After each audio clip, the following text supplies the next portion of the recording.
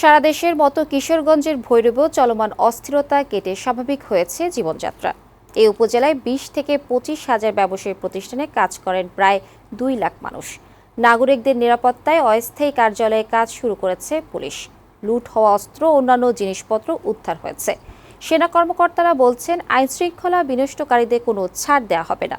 ভৈরব সংবাদদাতা আদিল উদ্দিন আহমেদকে সাথে নিয়ে পিয়াস মাহমুদের প্রতিবেদন। সাম্প্রতিক ছাত্র আন্দোলনকে ঘিরে সহিংসতার পর চিরচেনা রূপে ফিরেছে কিশোরগঞ্জের ভৈরব উপজেলা। এখানকার ব্যবসায়ী প্রতিষ্ঠান, বাজার, অফিসসহ সব কার্যক্রম স্বাভাবিক অবস্থায় ফিরছে। ব্যবসায়ীরা বলছেন, উপজেলায় ছোট বড় সব মিলিয়ে ২০ থেকে ২৫ হাজার ব্যবসায়ী প্রতিষ্ঠান রয়েছে, যেখানে কাজ করছে লক্ষাধিক মানুষ। ২০-২৫ হাজার ব্যবসায়ী আছে, ওনাদেরকে আহ্বান করছি যাতে স্বাভাবিকভাবে যাতে দোকানপাটের ব্যবসা বাণিজ্য সচল করে। সেই আহ্বানে সাড়া দিয়ে ব্যবসার দিকে স্বাভাবিকের দিকে আমরা আসতেছি।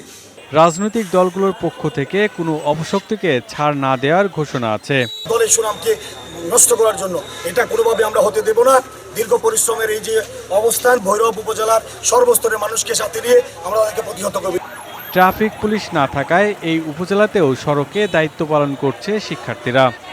সকলে একত্রিত হয়ে প্রায় প্রতিদিন আমরা নিরলসভাবে আমাদের শত শত শিক্ষার্থী আজকে আমরা মাঠে থেকে আমাদের ভৈরবের সার্বিক পরিস্থিতি এবং সুন্দর করার জন্য আমরা মাঠে অবস্থান করছি। পরবর্তীতে যে গভর্নমেন্টই আসে আমরা যেভাবে চাইলেছি এটা যেন রোল মডেল থাকে। নাগরিকদের নিরাপত্তা দেওয়া ও যে কোনো বিশৃঙ্খলা ঠেকাতে মাঠে আছে সেনাবাহিনী। কেউ যদি শান্তি শৃঙ্খলা বিনষ্ট করতে চায় তাকে তো সেটা করতে দেওয়া হবে না, এবং ভেরি স্ট্রংলি আমরা তাদের বিরুদ্ধে ব্যবস্থা করব, কোনো ছাড় হবে না। ডেস্ক রিপোর্ট, বৈশাখী সংবাদ।